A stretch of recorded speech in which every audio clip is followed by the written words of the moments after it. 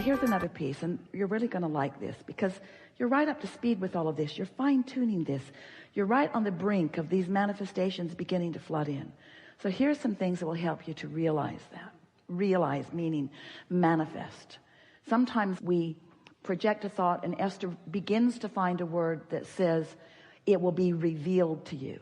But that's not quite the way we want you to hear it, because it's always being revealed to you, but you've got to be in the vicinity to realize it. So it's the turning of your dial. The revelations are happening. We know where you stand in relationship with everything you want, and we know the path of least resistance to get you from where you are to everything you want, and we're talking about the manifestation. So we're constantly revealing the path, but you got to do something so that you realize the path. And what it is you have to be willing to care about how you feel and not step where it doesn't feel good. So there's some new things that we've been talking about recently that have really helped Esther, really helped a lot of people who are focusing with them. So just follow this train of thought just a little bit. You're right there. Law of attraction and momentum, same subject. Yeah? Trajectory, really good word. Trajectory meaning the thoughts that I have been thinking have carved out a vibrational path on both wanted and unwanted, yes? Beliefs matter. You were source energy before you were born into this body and still are. So there is a source energy trajectory that is the path that everybody's talking about all the time. Want to find my path, want to find my path. We want you to too. The trajectory, the source energy. But it's not just what source wants in some disconnected fashion from some not really paying attention to who you are. It's this trajectory of all that you've become and all that you've added to it. What you thought about yesterday that you added to that trajectory matters too. So there is a trajectory, there is a path that the source within you is so powerfully focused upon that when you get in the vicinity of alignment, you feel it, you know it, and nothing can keep you from it. Esther began discovering that when we said the words, don't go looking for your path. Prepare yourself vibrationally so that it can appear beneath your feet. Feel the difference in that? Your work is to create a vibrational atmosphere or mood that puts you in a place of realization, because your path is all around you. There are 20 or 30 or 40 viable paths to everything that you want around you all the time. And when you're in that vibrational vicinity, just lights right up. And nothing could keep you from it. You feel so certain about it. If you could understand, and we want you to, and we'll use every word that Esther can find in her vocabulary to help you to understand it more, although we have to say to you, a disclaimer here, words don't teach. It's only life experience. But sometimes we say things that then your life confirms. So there is this point of attraction that is you, this mood or atmosphere that is you.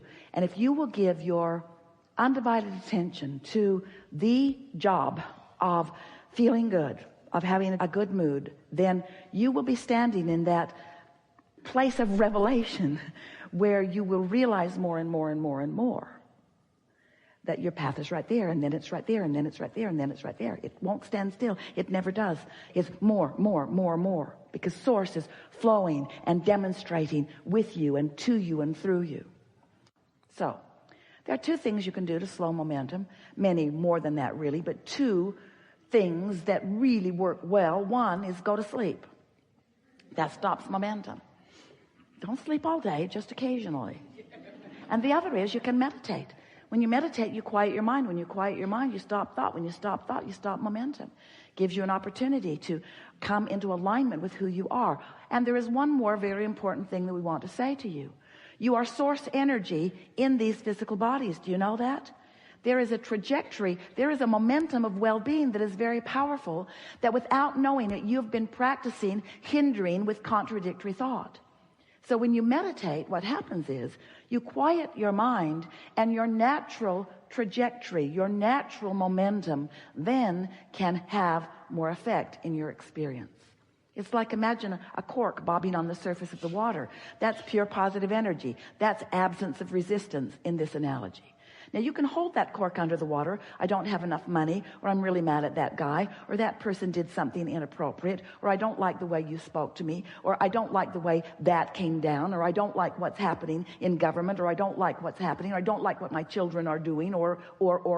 You can hold that cork under the water in disapproval of something, in negative attention to something. But when you are distracted from that subject, like in slumber or meditation or appreciation, you let go of the cork and it bobs right back to the surface where you naturally belong. So what we're wanting to say to you is that while you do, everyone does, you have some beliefs that are not serving you. The source within you knows who you really are and what you really want. In other words, all day, every day, as you sift through the contrast of your experience, you are launching these rockets of desire. I don't want to be rude. I want to be kind. I don't want others to be rude. I want others to be kind. I don't want to not have enough of this. I want to live in prosperity of health and dollars and so forth. So as you've been launching these rockets of desire, these vibrations have emanated from you and have added to this vortex of creation that you were when you were born, that pure positive energy, all-knowing, powerful, worthy being that you are. When you made the decision to come into this body, you didn't come to fix things that were broken. You know there were not any broken things. You came for the joyous experience of joyful expansion. And so there was a trajectory. There was momentum. We call that your vortex. It's this vibrational reality that has the potential of manifesting, but you have to, in your conscious awareness, be in a vibrational place that is in harmony with what's in this vortex. So some of you have been listening to us for a while, yes? And you've been hearing us talking about law of attraction and how powerful it is, and how there's no exclusion. And even though there's a war against drugs and a war against cancer and a war against teenage pregnancy and a war against and a war against and a war against, a war against poverty, a war against, the war against terrorism, a war against, all of those things are just getting bigger and bigger and bigger and bigger. Not one of those wars against anything is making anything smaller, because there is no exclusion. You cannot push it away. You only bring more of it to you, you see. And so the key to the happily ever after that you're wanting, the key is to clean up your focus. But you can't just all of a sudden stop thinking something that you've been thinking, because the law of attraction is bringing thoughts to you like the ones that are most active. So you've got to find ways of deactivating what you don't want by going general, and activating more and more what you do want, becoming more and more specific. You see what we're getting at? If you find yourself in the middle of a conversation about something that you do not want, stop talking about it as soon as you can. That helps. And in time, you'll stop talking about it. You'll stop thinking about it. You'll stop attracting it. You'll stop being part of that. Your point of attraction will shift. It's my job to use the power of my focus to focus myself into a vibrational state of being where I can, now, you see, we're going further than we've ever gone before in a discussion ever. Turning thoughts to things. I'm finding a way to achieve a vibrational mood or atmosphere, because I care about how I feel, first and foremost. And in doing so, in the absence of resistance, my vibration raises to the frequency of the source within me who knows all that I've become and leads me directly to it. That's how things come out of thoughts. In other words, they're not being shipped in from other planets. It's not about somebody else gathering it up and handing some of it to you. It's about you allowing yourself a vibrational frequency that helps you to realize. You've all had the experience.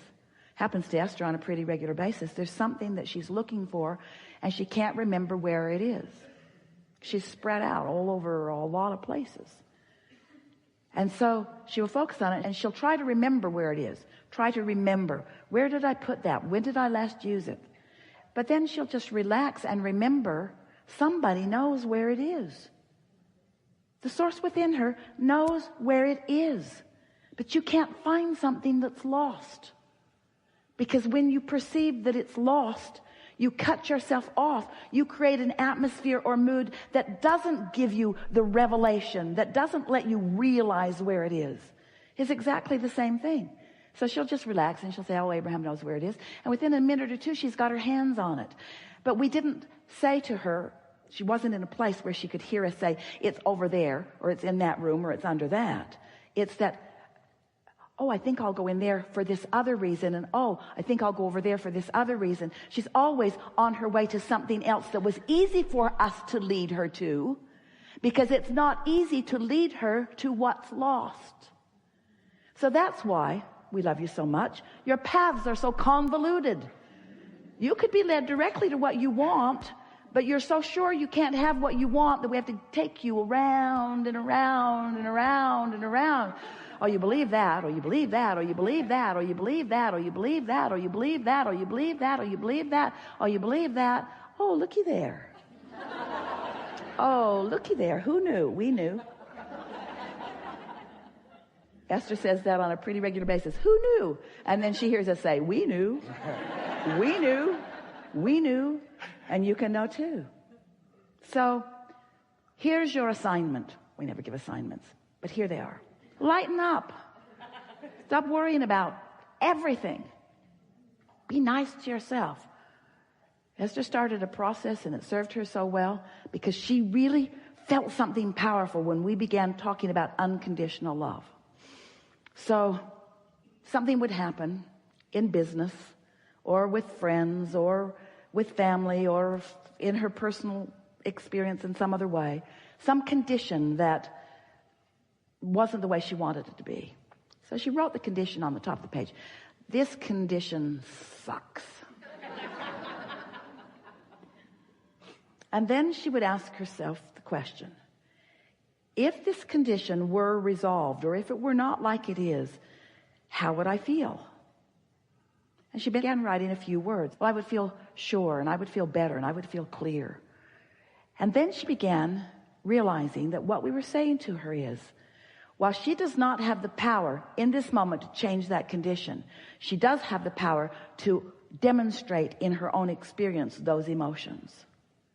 And after a few hundred times of identifying a condition that she was blaming for how she felt, and then just by writing the word fun, clarity, love, freedom, exhilaration, just writing those general aligning words, she was discovering the emotions that she thought she needed the condition to change in order to accomplish without the condition changing at all. Unconditional alignment. That's freedom.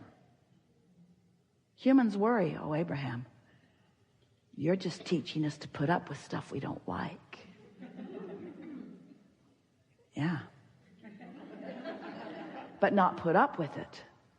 Allow your vibration to be neutral, to be not pushing against it, to be ripe and ready for the inspiration. Because all those things that you want, all that stuff, and we know you don't just mean stuff, you mean conditions and you mean all of that. But all of it, you want it because you believe you would feel better in the having of it. And we want you to show yourself that you can feel better without the having of it, and then you have it.